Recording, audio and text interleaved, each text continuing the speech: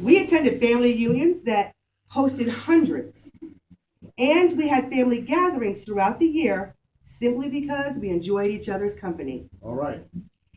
It was a time when going to Big Grandma's house or Uncle Len's house or Aunt Garnett's house meant great food, loud music, bid whist and spades, All right. firemen's fairs, crabs boiled in homemade Old Bay seasoning, and beer, and snow cones. Not the kind of snow cones the kids have today. I'm talking uncles bringing out big old blocks of ice and shaving it off of there, putting it in a little cup, and for flavoring, Kool-Aid.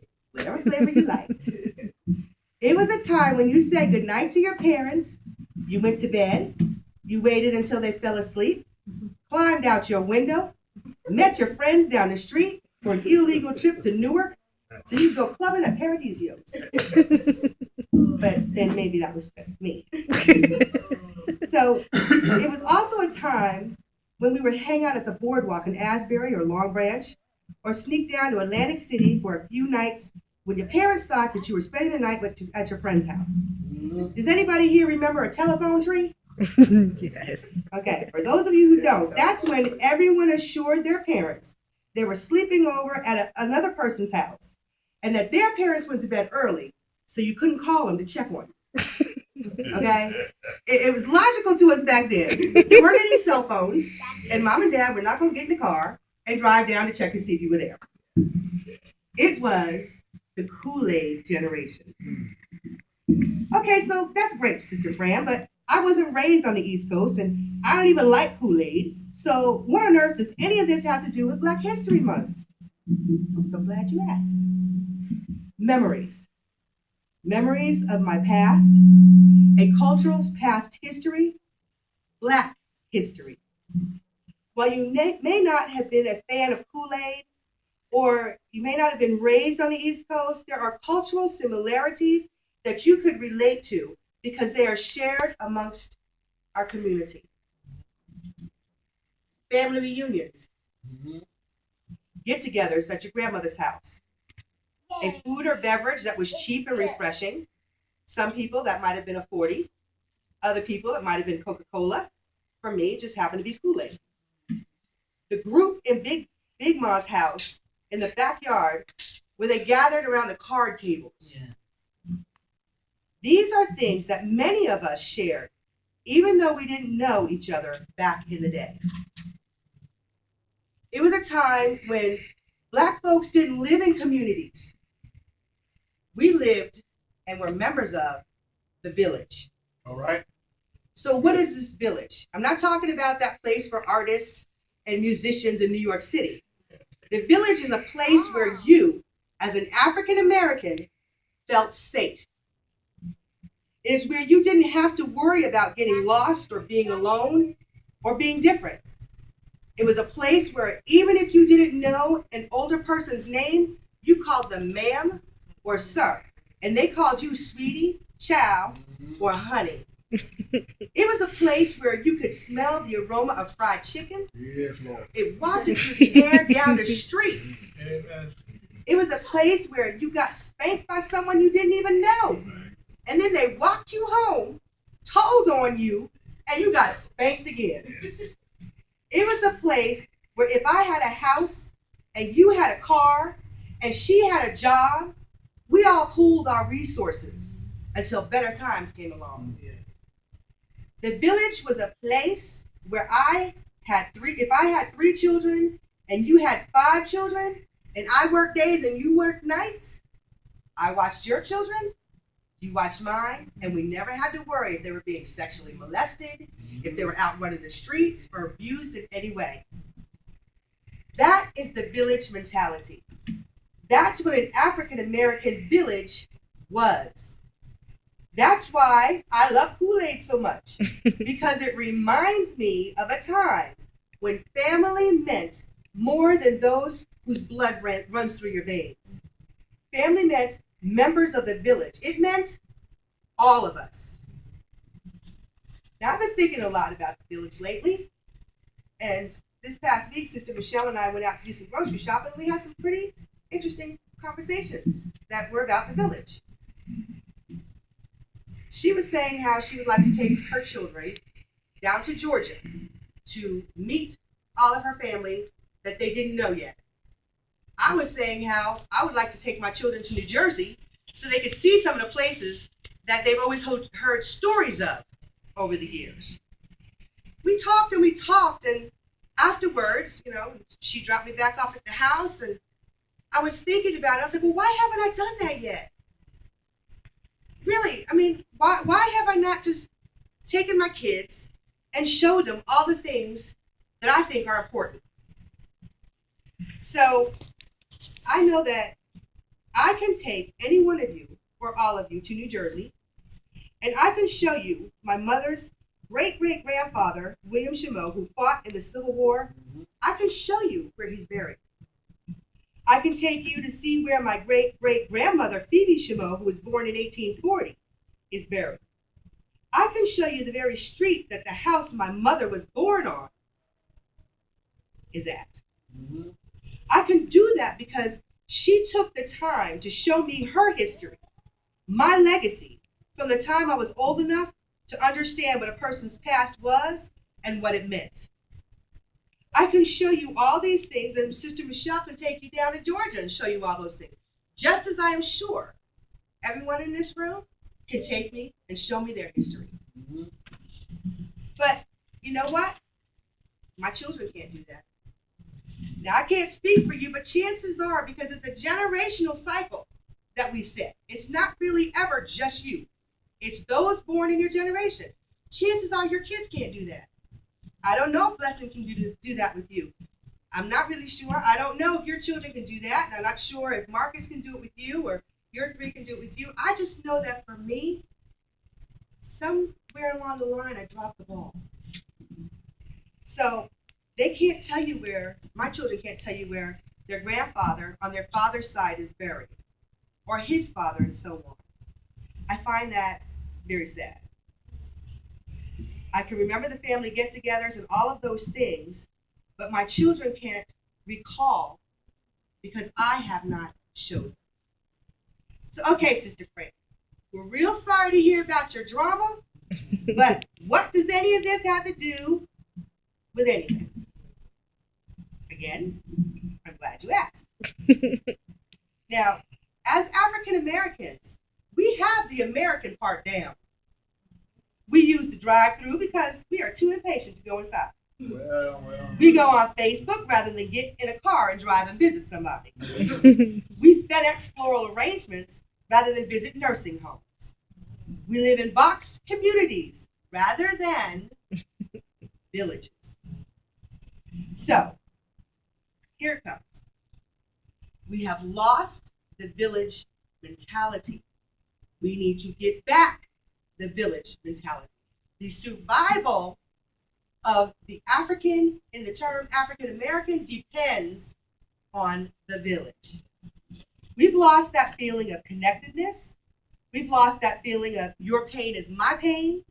We've lost that feeling of brother and sisterhood. We lost that feeling of if you go down, we all go down. Therefore, I'm making your success imperative to mine. In short, I've been thinking about all these very sad facts, and I'm saying that we have this breakdown in the village. But what are we supposed to do to fix it? How do we fix it, Sister Fran? Well, I'm going to skip a page, sorry. Before I worry about fixing it, or we try to troubleshoot fixing it, my father has always said to me, if you want to solve a problem, the 5 W's have to apply. Mm-hmm. Who, what, when, where, what. If you can figure those out, the answer is not far behind. So I did some research because I wanted to know, when did this village start to break down? It's not there. When did it start? This is an article I came across, and it's called OKOklahoma.com. It's a magazine online. The gentleman was asked pretty much the same questions about the village. And why does he think that back in the day, 1800s, middle 1900s, we started towns, we were business people, we were going somewhere, where now that doesn't really exist. This is his answer. They were real entrepreneurs. They didn't need much education. Everybody helped everybody. It wasn't about how smart you were or how many degrees you had. That's the irony of segregation. By forcing blacks into racial isolation, the enemies of equality helped create the very thing they feared most: strong black communities with independence and economic power. By the 60s, blacks wielded that power so effectively that they didn't need any help. Eventually, the barriers to freedom crumbled, allowing black families to move to neighborhoods previously denied them and get jobs that had been out of reach. That's when an entire generation left its roots and never looked back. All right. I agree. I agree. Now, don't get comfortable. Don't think it's the fault of those who were in the 60s. Because we have plenty of weight to sit on our shoulders. Let's just look at the facts, okay? Now, I just mentioned all the great memories of the village that Kool-Aid evoked for me, and many of you seem to agree. But the question is, can your kids say the same thing? I can take any of you, like I said, to New Jersey, and we can do all those things that I mentioned. You can do the same thing for me. But here's the question that I have. If your child or grandchild or great-grandchild needed something that you couldn't provide, whether it was advice, a job, skills, a vehicle, education, information, anything, but you knew someone in the church who could, would you seek that church member's help? Be honest. Really. Would you, as one of the villagers of PPWC, would you seek another person's help for someone else? Now try this one on for size. If you had this skill, not that you know someone, but if you had the skills, the money, the job, the vehicle, the educational information, etc., that someone in this church needed, be it man, woman, or child, would you walk right up to them and offer your help? Again, think about it before you answer. Now I'm going to ask all of you to get to your feet. Dad, you don't have to stand up. But everybody get to your feet. Now, look to your left. I'm going to say, Brother George, your other left. Look to your right. Look behind you. And now look in front of you. You can take your seat. Everybody just, for a minute, close your eyes. Now picture someone that you think or suspect or know or have heard has a need. Picture the faces you just looked at. You know, even if you don't think that you know, who needs help.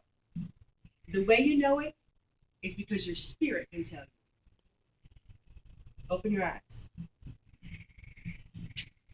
Now, ask yourself this. Why haven't you helped your brother or sister in the village? It is not enough to say you know someone has a need. It's not enough to say, I'm praying for you, girl. Brother, I am praying hard for you. All my need, I'm praying for you. I got you. It's going to be okay. That's not going to, that's not a village mentality. Okay? Now, the village has issues. Here's some of the things or the issues that I see. I'm tired of helping that person. They always need help. I'm not helping him or her. They never say thank you. What's the point of helping that one? They're just going to go and spend all the money on drugs or gambling or cigarettes or alcohol, prostitutes, weeds, or the list goes on. I'm tired of being a part of a village that, put quite simply, isn't perfect. PPWC. How can we get upset with our children and our grandchildren's generation for not having a village mentality when we're the ones who tore it down? As I mentioned earlier, I had a great conversation with Michelle, but I also had a great conversation with Crystal. God bless my daughter. She's my oldest child, my only daughter, And people, she bears the brunt of all her mother's harebrained schemes, plots, novel critiques, and constant polls on one topic or another. Excuse me. Now, I asked Crystalline if she remembered any of the barbecues that we used to, and get-togethers that we used to all have. She said not only did she remember them, but she resented that my generation stopped having them. She felt cheated of the whole sense of family. Now, of course, I got insulted because nobody likes to be blamed whether they're wrong or right. But I did ask her to explain. In a nutshell, she informed me that her generation would love to have family reunions and weekend barbecues, but most of them are children of divorce and therefore either moved away with one parent or got left behind by the other. Those who didn't have that problem probably came from parents who were on drugs or who worked so hard that they never really had time anyway. We're from the we got screwed generation, is what she ended up telling me. Much prayer, people, much prayer. Now, that's just my child's sour grapes. But I began to wonder how many 25 to 30-somethings felt that way. So I took another one of my famous polls, and I polled 23 people in that age group. Here's the answers. Basically, Crystalline is right.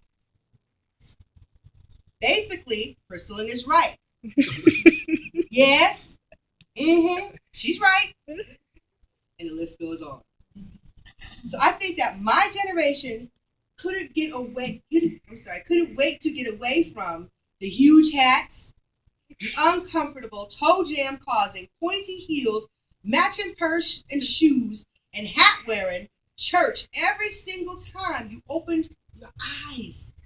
You had to be in church, and that's what you had to be wearing. We wanted our independence. By God, we got it. We rebelled like gangbusters. Let's face it. Come on, we did. We joined non-denominational churches, or we didn't go. We wore tiki shirts, sandals, or sneakers, and we sat in the church, praised or we didn't praise. It was our choice. We got jobs and brought in the money, but they also allowed us to travel and drag our children with us. It's a blessing, right? They get to see the world. Doesn't matter that they don't have any roots to put down, no real place to call home, haven't seen their family in years, don't even know who half the family, but they got to travel. We did that. They should be thanking us. So, how do we connect past generation to this generation? How do we get them to appreciate all that we have done? How do we get them to stop belly aching and start standing up and realizing, you can blame me all you want, but it's your heritage that you're losing. It is your village that's breaking down. My village is cool. I know my people. It's your turn to start worrying about the village. Now, I'm about to share something with you that's very important that you have to remember, guys.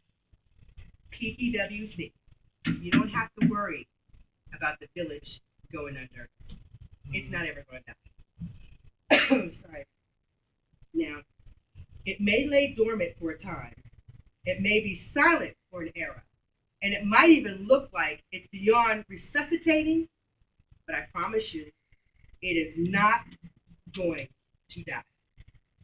Well, how do you know? You can't predict the future. Sure I can. I'll prove it. Here's a short list of what the African American village has already survived. The village has survived being stolen from West African shores, being sold for and like livestock, being told it wasn't as valuable as livestock. Our families have been ripped apart. The village has survived being raped. They raped our young women, and they've raped us of our lineage. They've raped us of our language, our religion, our ideas, our freedom of speech, our right to vote, our right to be educated, our ideas, and our heritage. But we survived. We simply morphed. We simply adapted. We adjusted. We became a new kind of village. It was a new language, English. It was a new religion, Christianity. It was a new way of worshiping. We had to wear a different kind of clothes. But we adapted. We changed. The village survived. Now, if you look at this generation that is now, it's easy to kind of get upset because they're always on something electronic. How is the village going to survive if they never get their face out of an electronic device? Let me explain something to you. Those who use Facebook, have you heard of the one day a week when this generation honors the people and experiences of the past? It isn't just during Black History Month. It happens once a week, every single week of the year. Mm-hmm. Do y'all know what I'm talking about on Facebook? Throwback Thursday. Throwback Thursday. It's history. You can go on there and see somebody's great-great-grandmother. You can go see what they looked like when they were 10 or 15 years old. Christlin's generation goes on there. You see their children. You get to see their grandparents. It is their way of keeping the village alive, even if they are not aware of that's what they're doing. Chrislin, if I asked her, actually I did ask her, how's your cousin Camille? She lives in Maryland. Kristen says to me, oh, she's good. And I'm like, how do you know that, Chris? I have not seen you pick up a phone and call this child. I haven't seen you get on a plane and go see her. How do you know she's okay? Right, just Facebook that. That is how it's morphing again. Instead of being so hard on the generation, get your face out of the computer. Get off of Facebook. Stop with the Instagram. Sit down next to her. What you doing? My mother is 74 years old. And I'm telling you, honestly, I'm not kidding. She's better on Facebook than I am. It's true. She can contact people. I'm like, how did you find that person? Well, I don't really want to know. I'm just glad that you found them. She has people who come to her house to come visit from different states. But she saw them on Facebook. It's a whole new type of village. Now, here's the last key I want to leave with you. What's really important about the village is, yes, it morphs, yes, it changes, but what cannot be replaced is that we have to still have contact. At some point, you got to be able to reach out and touch somebody. Whether it's somebody in the congregation, whether it's somebody in your family, somebody in the state or out of the state, don't get so complacent that you think, I just talked to you. What do you mean? And I'm going to get personal for a minute. I was so upset with my siblings. Here I am in Georgia. I have a brain tumor. I'm going through all these treatments. I might just die. And nobody's coming to see me. Nobody loves me. Drama, because I am a drama queen. So, when I came here, I didn't speak to them for a minute. Charlene could tell you. Wade could tell you. I don't got time for you. You couldn't come see me and I had a brain tumor. I don't have time for that. It was my mother who sat me there. She said, Freddie, they didn't even call you? Well, yeah, but... Charles like, yeah, every day. He's like, yeah, but it wasn't the same. They didn't come see me. Were you going to give me money to drive to Oklahoma? Georgia? Well, no, because I don't have that kind of money. But still, they didn't come see me. Fred, they checked on you. They wrote you. They kept in contact with you. They prayed for you. They did this, they did that. I had to take it down a couple of notches and go, you know what? That is the truth. That is the truth at the core of a village. If I don't see you for 10 years, I'm still going to make sure that you're okay. That survival of the village depends on, I love you, George.